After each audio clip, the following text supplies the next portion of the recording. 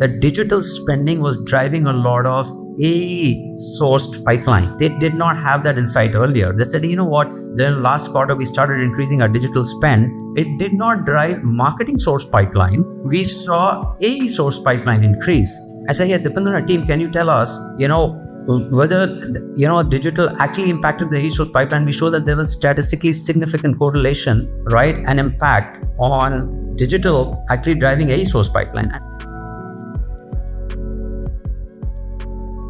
Deepinder, it's great to have you on the show. Thanks for joining. Great to be here, Chris. Thanks for inviting me. So I know you're no stranger to growth. You've run growth yourself for a few companies. Tell me about your journey, how you got to where you are today running the show over at RevSure. But first, this episode is brought to you by Convert.ai. Convert.ai helps B2B SaaS and services hit their growth records. For the past decade, they've helped companies from YC, A16Z, seed, Series A stage companies, all the way up to the likes of BitGo, Adecco, Microsoft, SEMrush, Coke, hit growth records by handling their end-to-end demand generation. If you're interested in working with a partner that handles your end-to-end demand generation and actually works on a performance basis, putting their skin in the game to help your company grow, get in touch. The domain name is Convert.ai, and the link to book is convert.ai/book. With that out of the way, let's move on to the show. Yeah, it's been a long journey. So I started my career way back in early 2000. So that's when the dot-com bubble burst. And, I started my career with companies that were doing a lot of analytics and data applied to operational problems, right? So I first started in the domain of supply chain planning as an early developer, consultant, implementation, professional services person, deploying advanced demand planning, inventory optimization solutions for retailers and CPG companies across the globe, across US, Europe, Australia, Southeast Asia. Worked for a couple of startups in late stage, early stage startups, a startup that got acquired by Oracle, a company called Demantra in the trade promotions optimization space, and then a startup called Spotfire, a visual analytics platform, who I like to call the older sibling of Tableau software. And we were acquired by TIBCO, the information bus company. And that was back between 2000 and 2010. And for me, the early years of my career was really about learning as much as I could. So I was a trooper of sorts. So I did every role in the enterprise software business, because that's where I cut my teeth, right? I did pre-sales, development, product management, consulting, cross-functional go-to-market strategy. And that's where I really learned the intersection between product and go-to-market, right? I would be part of these cross-functional strategy sessions on, what's the right strategy to enter a particular market, especially my experience with Spotfire. I had a chance to work with a great founder, Christopher Alborg, and with him and with this team, an amazing team that inspired me a lot. We were talking about, hey, how do we cross the chasm, right? What they followed the classic crossing the chasm strategy with the bowling alleys with different industry verticals, and you have this application beachhead that you go in with, and then you expand, land and expand. So that's where I kind of learned the nuts and bolts of, I would say, the enterprise software business. But all about, I got really excited about the enterprise software business. And then how do you kind of orchestrate different teams around the strategy and a cross-functional go-to-market strategy, right? And that was very exciting to me. And I kind of took every opportunity I could to learn about it, right? To do multiple roles. So I was trooper of sorts. Then in 2010 came another inflection point in my career where I got to meet the founder of, at that time, a fledgling big data analytics startup called New Sigma, which had just started out of Bangalore. They were headquartered in Chicago, but I met the founder, Dheeraj Rajaram. And then that started me on a journey of full-fledged into big data analytics and machine learning. So I relocated to India. I was in the US for the first 10 years of my career.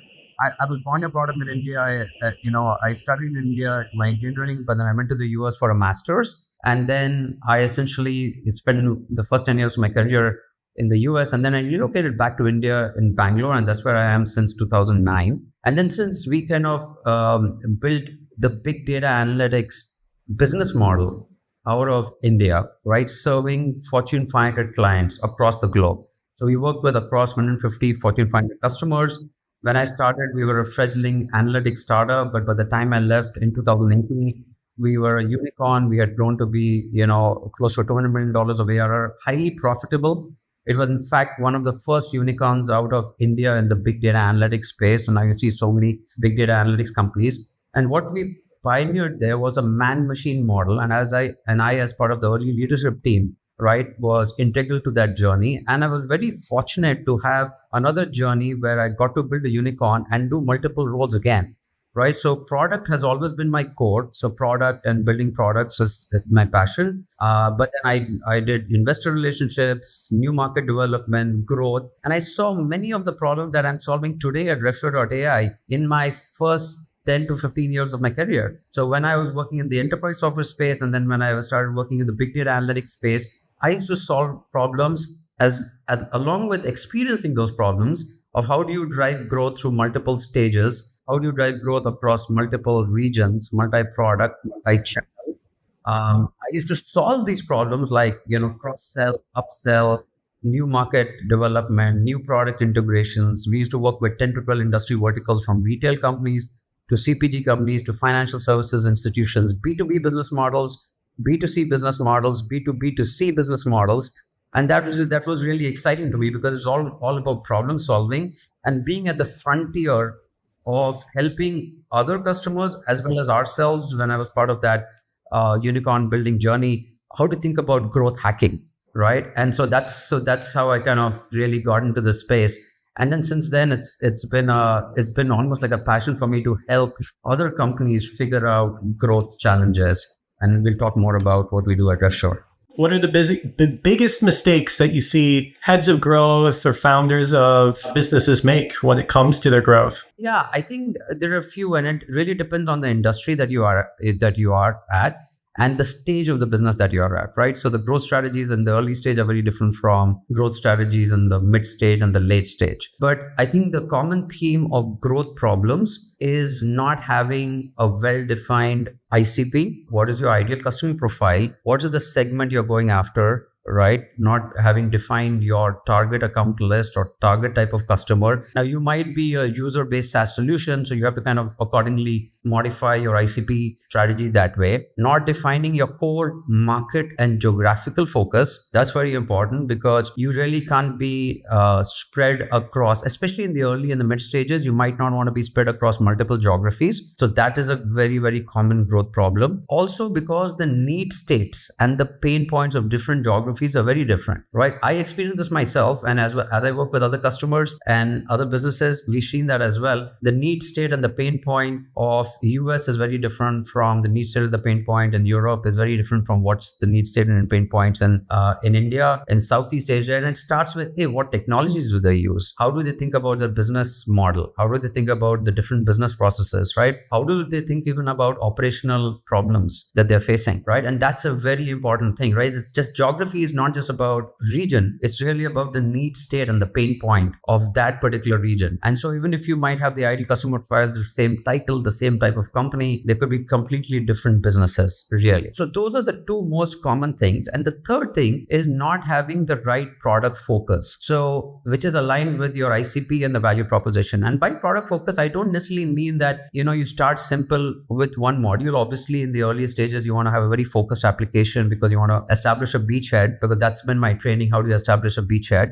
But you really need to understand what will it take to hack into that market and to hack into that ICP. Is it going to be that one simple application? Is that justified to, give you, is there enough willingness to kind of pay? Is there significant pain? And is it a hair on fire need? But it's also, you might want to kind of, and I've become especially a fan of the compound startup model. And I forget who actually coined that term. You might need to bring a combination of capabilities that integrate together to be able to break into a space. But that is what I can define in the umbrella of product focus. So those are the three most common challenges around growth. Now, there are other operational challenges like hiring the right sales team and sales model and, the marketing model, etc.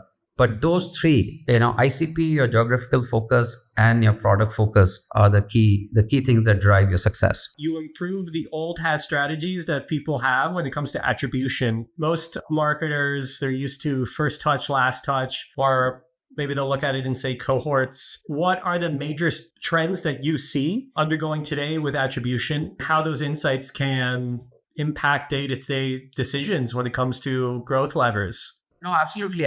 Maybe what I'll do is also I'll take a step back as to why we got into this space. In my career, I've kind of solved these marketing mix and marketing attribution problems for a number of companies across B2B, B2C business models. And I solved this for Fortune 500 and Fortune 1000 companies. So we solved it at a scale of multi-billion dollar businesses. Often for the same company, we would do both marketing mix and multi-touch attribution, right? And those were used for different use cases and answering different sets of questions, right? Some were used for planning, allocation decisions, and some were used for more tactical journey orchestration and what's the next best campaign type of decisions. So when we decided to start RevSure, my thinking was, can I bring that expertise into the B2B SaaS, B2B tech GTM world? And you know this as well as I, this whole B2B GTM has become very, very complex, right? You have multi-product, multi-channel, multi-region, multi-segment.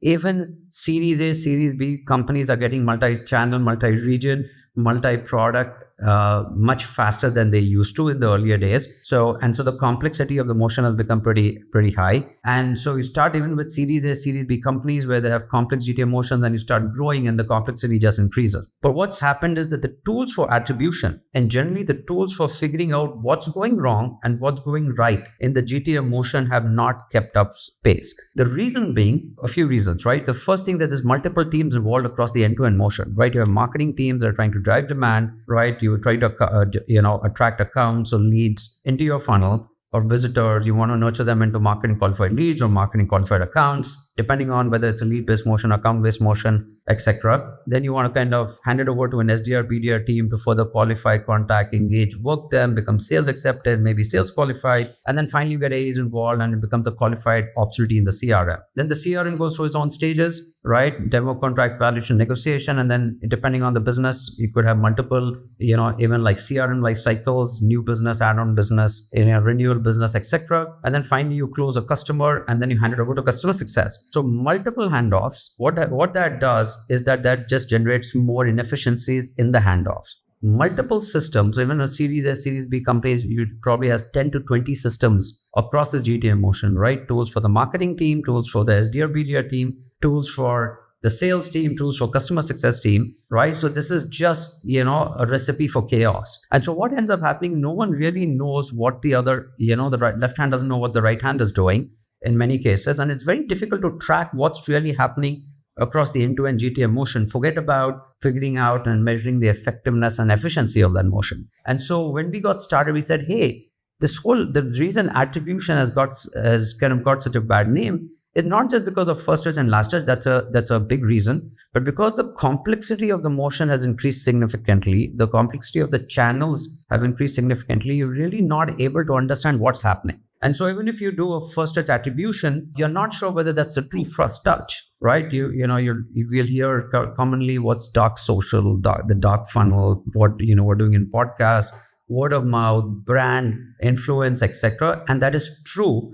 But also what you're not able to do is to track that into the deep funnel, right? So you want to solve for the dark funnel, but you also want to figure out how does the dark funnel then translate into the deep funnel, right? Going into pipeline, revenue, and close one business. And so that's what got us started.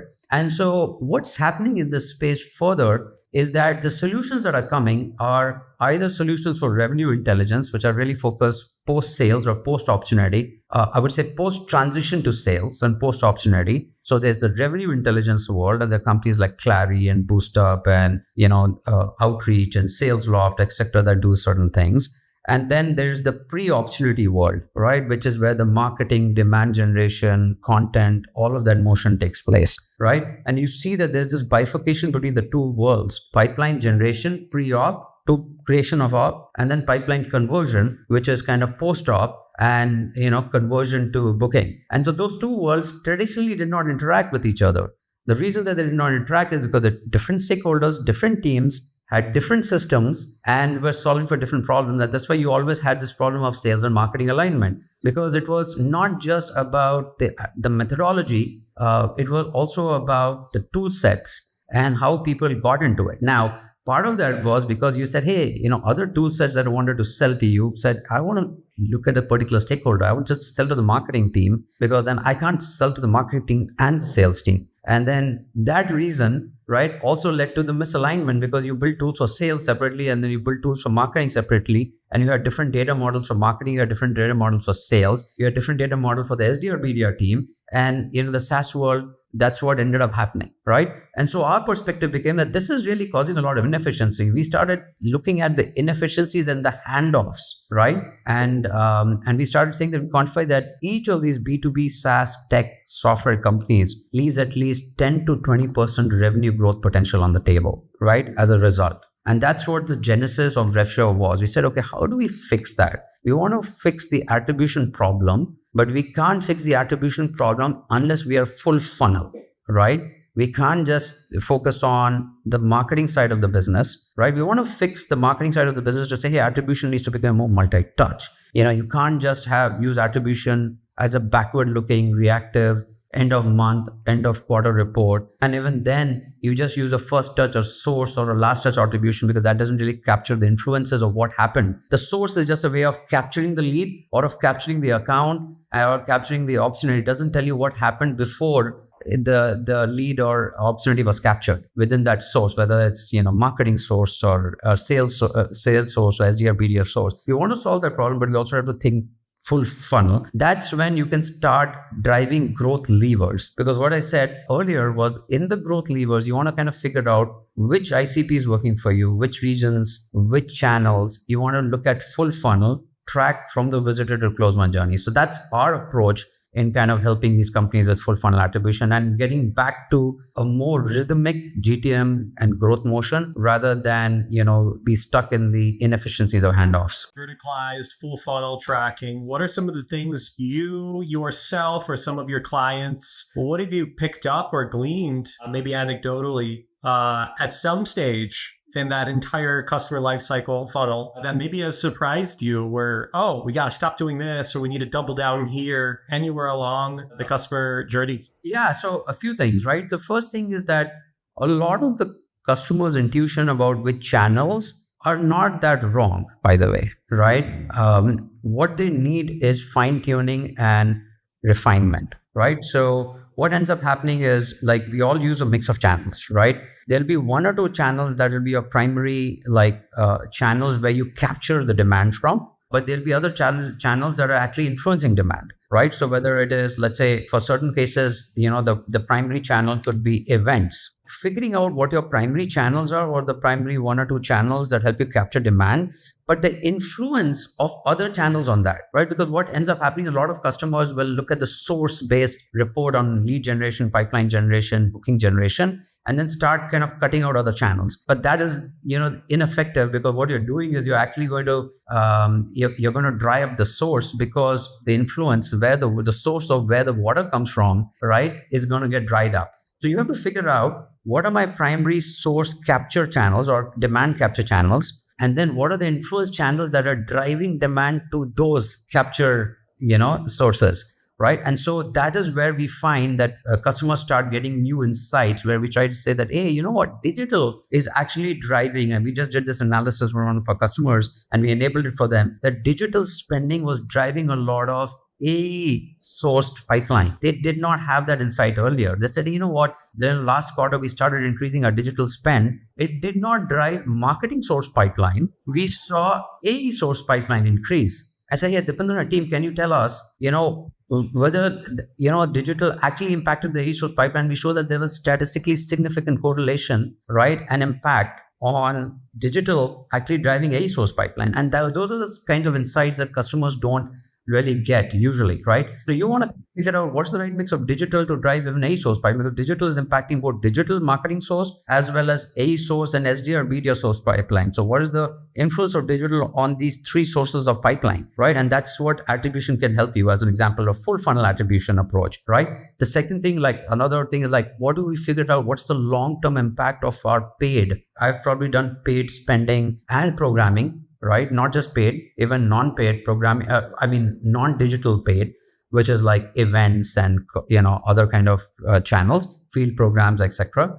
What is the long-term impact of that? Because, usually what ends up happening, you end up measuring impact of your channels just based on this quarter or next quarter results and not really thinking about the long-term impact of those channels because you didn't have a way to measure let's say over the past 2 to 3 years, the activity that I did 8 quarters back, what are the influence of that activity in revenue generation this quarter or last to last quarter, right? And so those are the kinds of insights that you can get. Now, to do that, I will just end with this, is that you need, in the attribution world, there's this whole ideological debate between, hey, marketing mix is better than multi-touch attribution. So if you're a marketing mix company, you will keep kind of telling how bad multi-touch attribution is because, hey, it's not privacy compliant. You have to track touches, you have to look at UTM parameters, and you have to do pixel tracking and all of that stuff, right? And if you're multi-touch attribution, you're kind of, oh, okay, marketing mix is coming in and how do I kind of adapt to that, right? And then someone will start kind of telling the story around incrementality testing. You don't have to be ideological. There's no reason to be ideological. It's not marketing mix only or multi-touch attribution only or incrementality testing only. It's a combination that helps you answer a range of questions, right? These questions, that some of the questions that I just talked about can't be answered with just one approach, right? You need a mix of approaches and there's no reason to be ideological. And so that's what we can do, because I solve problems for Fortune 500 companies, right? Fortune 1, Fortune 10 at the time that I was solving those problems for, Fortune 20, Fortune 50. And there's no reason to be ideological, because at the end of the day, you want to drive growth and solve business problems, answer business questions, right? And if we keep harping and we keep kind of repeating why multi-touch attribution is not good, that's not true, right? Just because it's not perfect doesn't mean I can't get reliable answers and statistically valid answers out of it. And by the way, marketing mix as equally its pros and cons. So we can't really be too ideological as one of our key themes at RevSure. Last couple questions here is, what was the first channel you used to grow your business? When we started, it's evolved. So our first year of GTM was 2023, right? And we essentially relied, because we were just coming out into the open. Obviously, we were using LinkedIn, doing a lot of LinkedIn activities, etc. We did a couple of events, but our primary effort was on the SDR channel, because that was really what was working. And we were getting deals from cold calling, by the way. We realized for us at that time, and it's always, that's why I said, the right growth levers stage dependent. They're also dependent on, at the early stage, what is the DNA of the team and what they can actually use effectively, right? So, but I will tell you our experience. Our experience was our SDR channel and cold calling was the most effective in the SDR channel. We were not getting last year too many email. Email was not effective for us last year. It's starting to get effective for us this year, right? As an example. And because last year was our first really year of GTM, we were signing on our early customers, focused on getting our customers successful, customer testimonials out, social proof out. But our new customer acquisition was primarily the sales and the SDR media outlet channel. We did a few events which had an impact, but that was not a primary channel. That was more like an influence channel for us, top of the funnel awareness. This year, it's actually shifted. It's become a combination of marketing and sales outreach. And now it's become more and more marketing led, right? Where our LinkedIn channel has started becoming more effective. Our top of the funnel awareness activity is also effective. It's also a function of our messaging, our positioning, our product, our social proof, as well as the team that we have now. So it's a function of that as well. So all of these play a role in the mix. But SDR, BDR was the primary channel in 2023. Marketing plus now SDR, BDR, and sales is now the mix of channels. I love that progression from just the real bustle, the grind of just picking up the phone, and it still works. Talk to SaaS companies and it still works. Even now, the SDR, BDR channel still works. Yeah. It works both in cold calling and it works also in following up, right? So we still have it. We do a lot of events now, co-marketing events, dinner events as our top of the funnel awareness strategies, right? And influence strategies, because, works. The SDR, BDR channel is very much needed. Along with that, we have increased our presence in LinkedIn, in social, etc. And it's kind of a mix, right? You have to just figure out the right mix for your space, for your category. It's all specific to your GTM motion, your product, your category. And that's another philosophy that we have at RevSure. Whatever our AI and machine learning that we use is contextualized to every customer's GTM motion, because you could have some third-party research or third-party buyer intent, But when it comes to your GTM motion, your product, all of that disintegrates and it starts becoming more and more important. What is specific to you and your GTM motion? Mix of GTM levers and a mix of ways to monitor and track the progression of people along the funnel, whether it's multi-touch or it's just a synthesis of all of these different ways of tracking. And what are you most excited about? If you can track offline events, if you can track online events and what stage they're at, what are you most excited about in the future of the industry / what you're building? Yeah. So for us, when we started off, we were solving some very, very challenging problems for the B2B GTM SaaS tech world. First was the data problem, just harmonizing data to track all of the touches, right? Online, offline, digital, field events, trade shows, webinars, content syndication, bringing that together, right? Gifting campaigns, sales automation outreach, because we are full funnel. We don't just look at the marketing, we look at a mix of what the marketing, SDR, BDR, sales, partner motion is doing. That's the first thing. And then on top of that, applying very solid AI, machine learning, core data science-based approaches across multi-touch attribution, marketing mix, and incrementality testing. What we are now very, very excited about is how we combine the measurement, which is a combination of these three approaches. And we believe in, especially in the B2B world and the B2B GTM SaaS world, we are the first that actually bring together a combination of approaches. And so we are pioneering that don't be just multi-touch attribution focus or marketing mix focus or incrementality testing focus, bring the combination. But we are now combining that with predictive analytics. So we measure the impact of the different channels, your different activities, your different touches at different levels. But then once we have done the measurement, the insights from the measurement, we bring into predictive analytics to help you predict, right? So we are now helping you predict what is the next best campaign, what's the next best touch, how do you reallocate your spend? And we are making it more and more real time. So moving away from the measurement only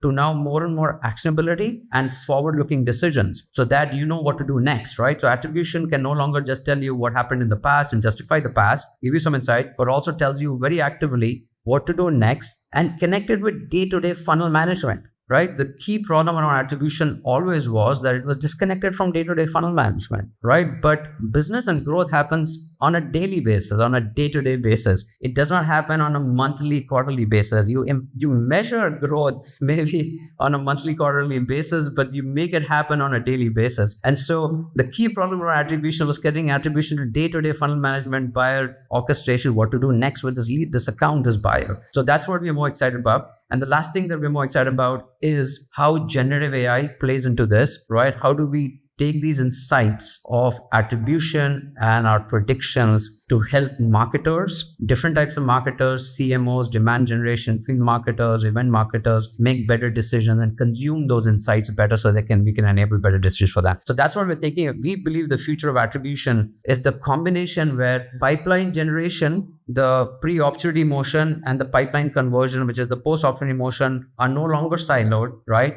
They're actually coming together. And so we see from a category perspective, and I'll end with this, is that revenue intelligence tools and attribution tools are going to get more and more merged, right? They're going to get fused together because attribution is not going to be disconnected from revenue intelligence. So that's what we get more excited about. I like that.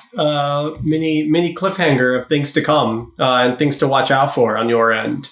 So we typically end here with a quick rapid fire of just a handful of questions. So this is going to be a good one. What's your one favorite acquisition tool for you to grow your business? Today, new customer acquisition. Yes. So we're using a lot of LinkedIn, and we're using a combination of cold calling that comes from Nooks Dialer and a combination of SalesLoft. That's what we're using. Yeah. When you say LinkedIn, is it ads or DMing? It's a combination. Good. Yeah, it's a combination, and it's a very targeted. I'm not going to reveal the exact ads strategy because I don't want to give ideas to our competition. Understood. I know you can get very granular. You can really get granular with that in ways you can't with other platforms. So awesome. What's your favorite book or resource or community when it comes to building a thriving company? Yeah, so I've been been inspired in the past by books like Crossing the Chasm. Learned a lot from the founders I worked with, so more experiential learning. But books like Crossing the Chasm, Innovator's Dilemma, The Strategy Paradox, the business of software. Those are the early days, when I started my career. So those are the ones that inspired me. For current, strategies and tips, etc., I kind of leverage various communities from Pavilion to Rev Genius, the Mops Palooza. So we are kind of part of those communities, and we try to kind of learn as much as from those, and just interacting with professionals is the best way to learn. Yeah. Beautiful. If you had a time machine to go back to day one of starting RevSure, and you could teleport, just give yourself a transmission, a download of anything in 10 seconds or less, what would you tell yourself? Very important to get the right team in place. Very important to look at people who are long-term oriented and building focused. I know, I've done startups earlier. I've been part of startups, I've co-founded startups, but I have to keep reminding myself of that. And we've been very lucky to have a great team at RevSure. But we've also had to kind of, get people, and then kind of also kind of, figure out which people were a fit mutually. Right? That's the first one. And the second one was stay patient. The impact of compounding is incredible. And the third thing I would say, the last third thing I would say, is be very, very customer obsessed and customer focused in our space, and have a hunger for customer value and for driving value to customers, because only that authenticity and that purpose that will translate into your hunger for customers. And you have to stay with the customer, right? Because without making the customer successful, so, I find that in the early stage, many people get focused on, this is what we'll do and this is our boundary, right? We start setting boundaries very fast and very early. Yeah, you need to have product focus and the way you deliver, the way you value, the way you measure value, but be flexible, because, customers is your champion. Making customers happy is the most important thing. Love the customer obsession piece. What's your favorite way to unwind from the founder grind? Just spending time with my kids. So whatever time I get, mostly during weekends, I try to just spend time with the kids. That's all. And there's no specific activity. Sometimes we just play some board games, etc. I have a teenager and one tween. So they get bored spending time with their parents very fast. But I managed to get in some time with them, and that's my best way. Love that. Might be boring time for them, but it's quality time for you. Last question. What's one question that you default to when you're stuck with a problem and you're trying to work your way around it? Or maybe a batch of questions. So a strategy or question that you default to unlock or unblock yourself from a challenge or a problem you're facing. Two things. One is, why am I doing this? Right? So I try to go back to the why, right? Not the what and the how, right? So that kind of clarifies things. The second thing is, will this drive value for the customer? And obviously, I think when it drives value for the customer, it drives value back to us. So those are the two things that kind of, and I'm very passionate about product. I do things to just build things because I think those problems need to be solved, but it always helps me to go back to the why. And it always helps me to ask the question, will it add value to the customer? So those are two key questions. And as a founder, you get stuck in sometimes getting over anxious about certain decisions. So I try to get myself